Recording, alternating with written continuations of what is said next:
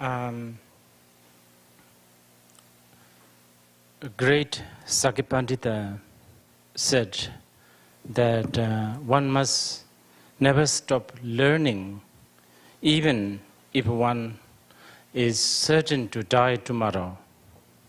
So I come from a culture and a tradition that really cherishes the life of learning.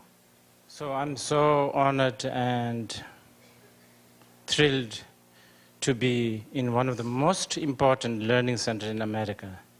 I often joke with many of my other non-American friends that America is never going to stop being superpower for next 200 years just because of great university like Berkeley. And I have to thank all the faculties and the department here for making this happen. So this is a very big subject and we don't have much time. 这是一个很大的题目，可是我们的时间不多。I'd like to point out that whatever I'm saying, I'm not addressing this to scientists. 仁波切要特别强调的是说，他今天所说的东西，并不是对科学家们来谈论的。I will give you my reasons, few of my reasons why I have no sort of no intention to talk with the scientist, and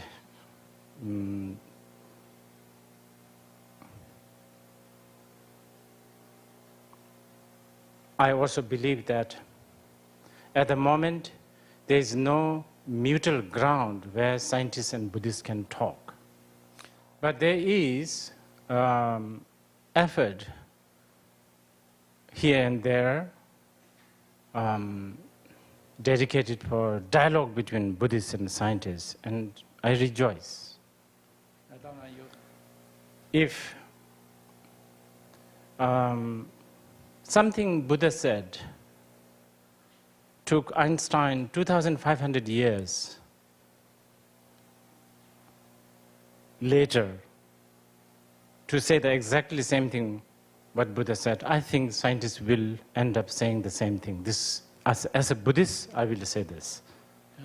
So I'm actually addressing this to people who think they are Buddhist, but they may have not, because they are sort of excited by some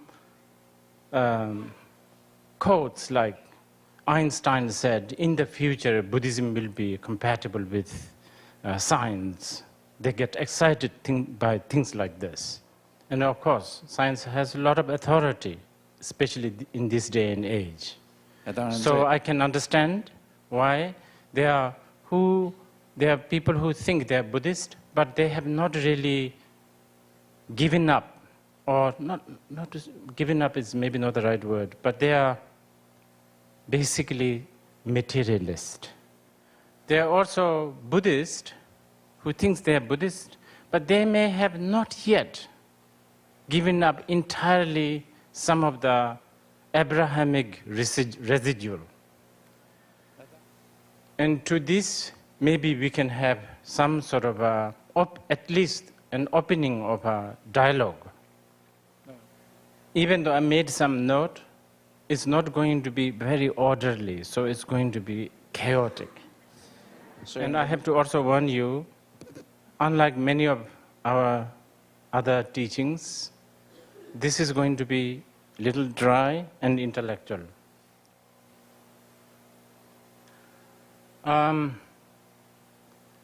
You know, some people get excited, I think, when you look at a system that rejects Creator God. They also get excited by looking at, to a certain extent, understanding a little bit about Buddhist concept of cause, conditioned, and effect.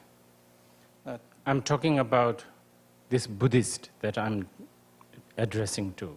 I'm talking about the union of wisdom and method, union of relative truth and ultimate truth, of emptiness and clarity. 空明合一 Union of samsara and nirvana. 轮回跟 In order to really appreciate Buddha Dharma in its depth, you have to understand this a little bit. And I will explain this later. This is one of the reasons cannot really have a dialogue with a materialist. Because the concept of union, I don't think exists with a materialist, especially union of matter and mind. Okay, as I said, I'm going to, the order is all, everywhere. Another reason why can't really have a dialogue with the materialist is the way Buddhists validate things. The Buddhists have several ways to validate. Validating the truth through what we call ngunsum tsema. It's like a direct cognition. 佛教第一个是用直接的感知，直接的了知。Inferential logic and analogy and words of the Buddha. 还有佛之语。Now, of course, the words of the Buddha is useless for talking with a materialist. Totally understandable. There are ontologists like Richard Dixie who believes that something exists before the knower. I don't know, like 1 billion years ago, so on and so forth. Something exists before a knower. And no matter how much I hear, how much I listen, all I hear is an assumption. And so, therefore, it is a statement of a scientist. So, for me, might as well trust words of the Buddha than a word of a scientist, since both of them are assumption anyway. And I would prefer the Buddha's assumption. Words of the Buddha, yes. I will not bring. Analogy also useless, I think. Inferential logic, to the certain extent, maybe we can discuss. Now, direct cognition, there are few things that we can discuss, like actual direct cognition using your senses, like eyes, ears, etc. But the Buddhists talk about direct cognition of Nanjur Ngonsum, is called yogis' direct cognition. And this is something that we cannot talk with the scientists, no ground. 尤其是在密圣里面呢，他们谈到一种智慧，是不是新的智慧？那这更让事情变得更复杂。For this reason, there has been all this experiment of monks, wearing all this stuff that they put on their head, and then, the meditators are different, whatever. What do you call this? Sort of, all that experiment. People like Mr. Tinle Norbu and Mr. Sangje Dorje will laugh at this. Because anything that is detectable, these people don't trust. Another thing, this is of course subject to discussion. Scientists don't seem to have mind. I'm not talking about, sort of literally, I'm talking about, they don't seem to have a concept of mind that Buddhists talk about. So there's no mutual ground. Mind's definition, what is mind, sort of the identity of the mind, these are not mutually agreed upon with the scientists. I don't know, I'm also learning. I really want this to be sort of the beginning of a dialogue. little bit of thinking. So there is this question. What is it? Is there Buddhism without reincarnation? Thank you for bringing up this. It's a very important question. It's so important to discuss. It's a very difficult and tricky question. Many, many reasons. One is language. Reincarnation in English, I looked up at the dictionary, and it says rebirth of a soul in a new body. Then, immediately, I have to ask, what's the definition of soul? Again, in the dictionary. Spiritual or immaterial part of a human being or an animal regarded as immortal. With this definition, we have a problem. 那以这个定义来讲呢，就有点麻烦了。But you know, English language I find is very rich. The other definition of reincarnation is new version of something of the past. Kind of nice, that one. That resonates, the Tibetan word Yangsi. Also, the soul, another definition of the soul is essence or embodiment of a specified quality. Not bad for me.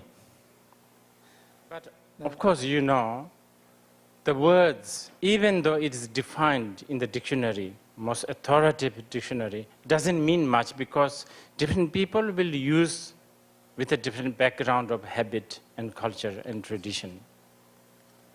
Okay. So it's worthwhile to really sit down and talk about these definitions. 所以值得我们坐下来谈谈这些定义。This is where I always think Western academic world really will really protect Buddha Dharma in the future. For instance, you know, Charvaka, this school in India who does not believe in, you know, past life, future life, all that, sadly, whole discussion between the Charvaka and the other school, very few is found. Because in India, culturally, anyone who does not believe in reincarnation are bad. So there is not many liturgy. The great scholar, Indian scholar, present scholar, Amartya Sen said that Charvaka actually probably may have done so much contribution to the Indian system of thinking. And I agree this.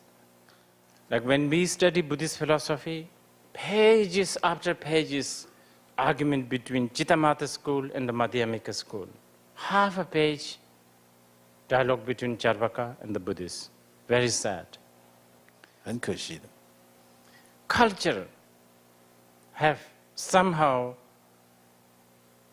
as much as it has contributed to a system like Buddha Dharma, it has also distorted Buddha Dharma in many different ways. I believe that some of the modern Buddhists having a hard time understanding the reincarnation has got a lot to do with this Tibetan system of tulku, like me. You understand? And tulku system, yes, is one of the culprit, you know, sort of distorting the idea of reincarnation. It didn't help.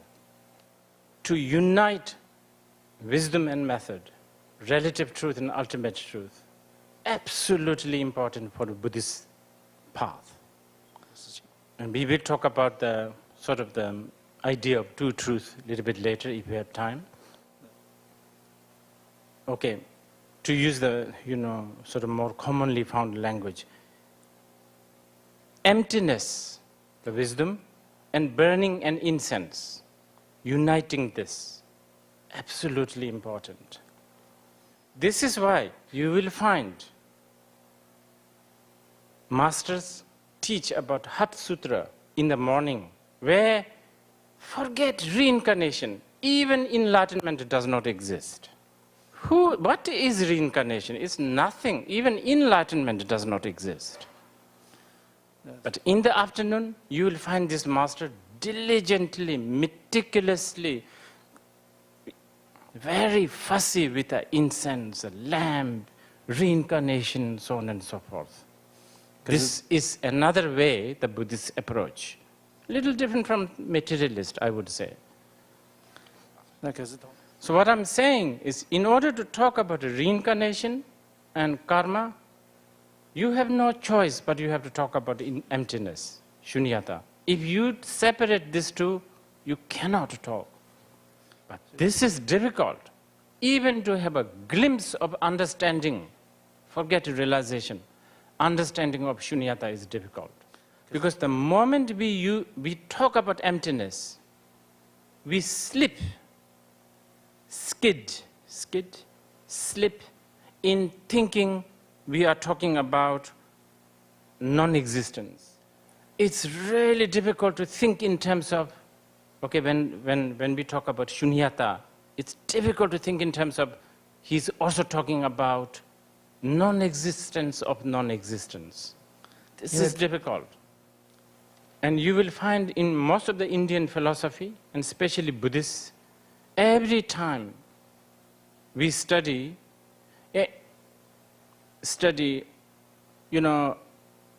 non-existence of something easier. But when we talk about non-existence of a non-existence, it's always difficult to understand and study. That's right.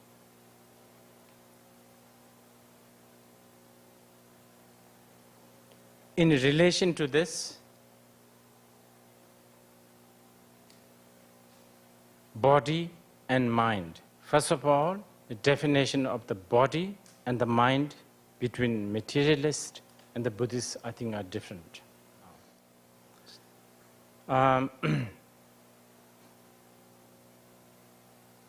know there's so many things that are quite important. I don't know which one we should be discussing first.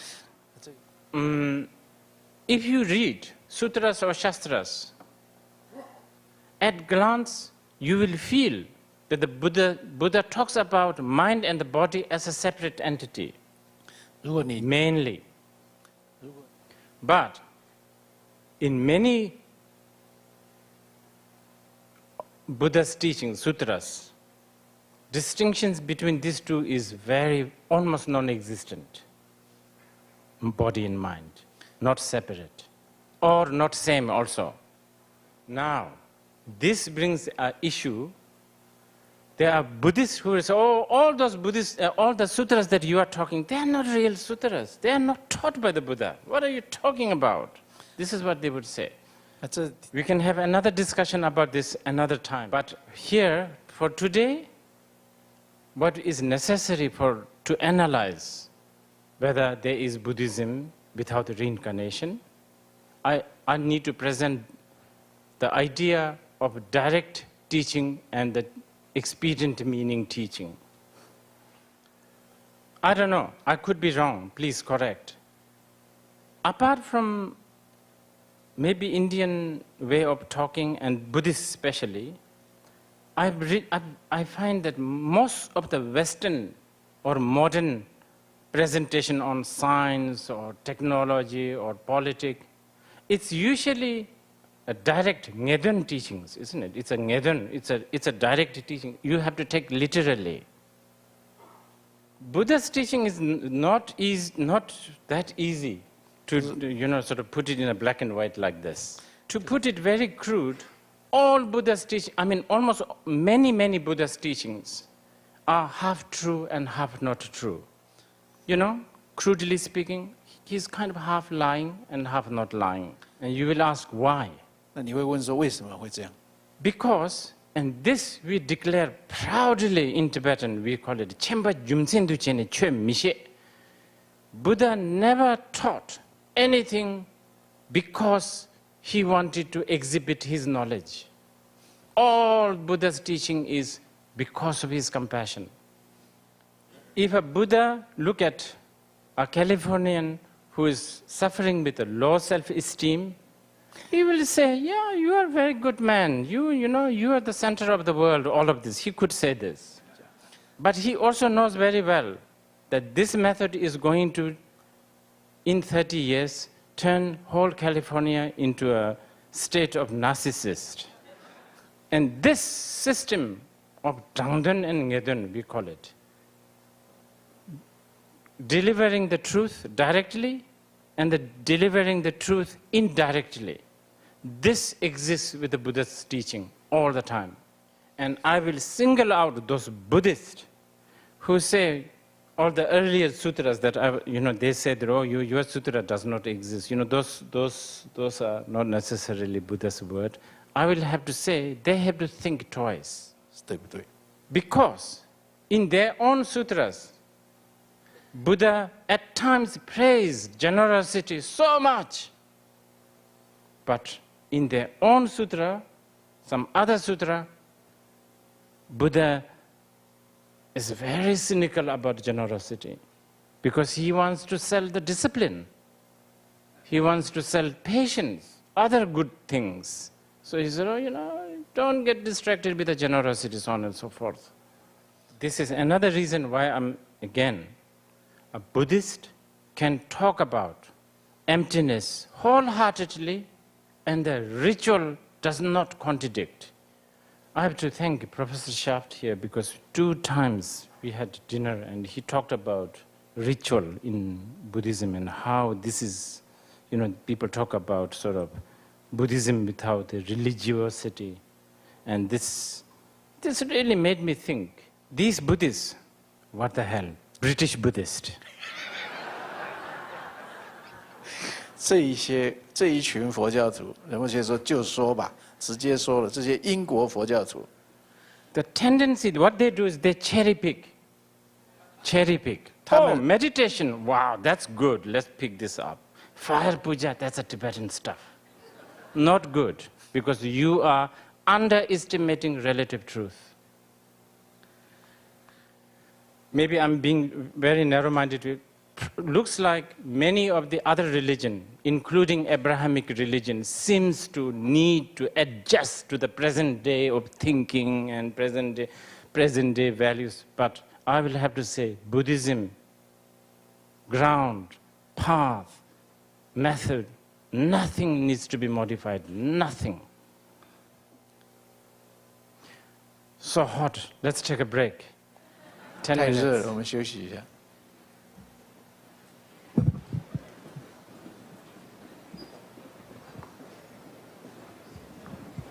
How about you?